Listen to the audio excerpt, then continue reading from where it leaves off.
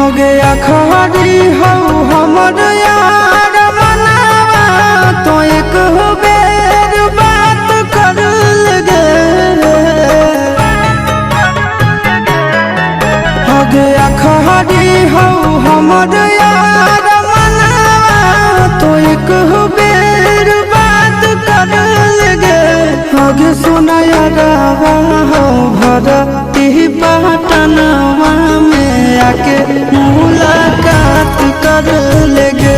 आगे सुनाया रावा हो भरती पटनवा में आके मुलाकात कर लेगे। आगे चली जाइबौ छोड़ी के दुनिया विदाई अपने हाथ कर लेगे। आगे सुनाया रावा हो भरती पटनवा में आके मुलाकात कर लेगे। आगे सुनाया रावा हो भरती पटनवा में आके मुलाकात कर लेगे।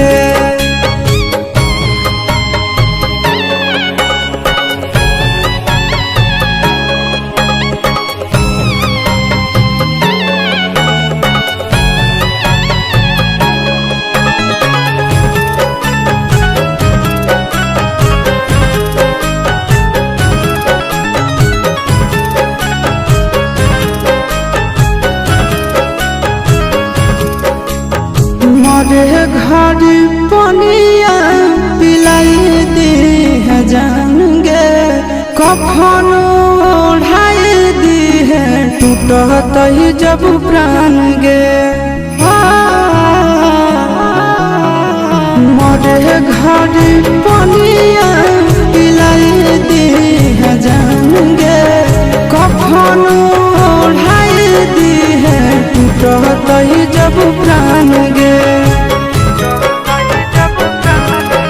आगे हमारा से तोरा जाती प्यार होता भेंट साक्षात कर लगे।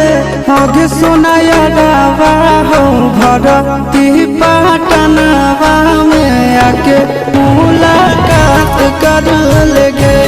आगे सुनाया रावा हो भरती पटनवा में आके मुलाकात कर लेगे।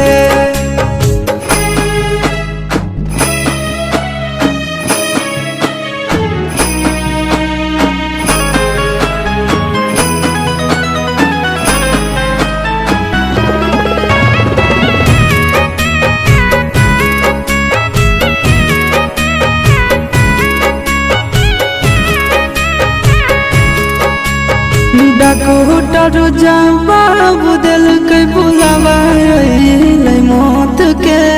देखी के चेहरा जानू चल जाई है लौट के।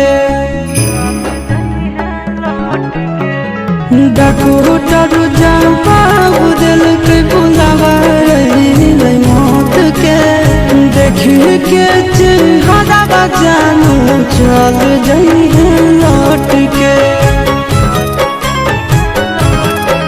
आगे अमन आलम दिलाया शिशनंदन से औरी विषवा घात कर लगे।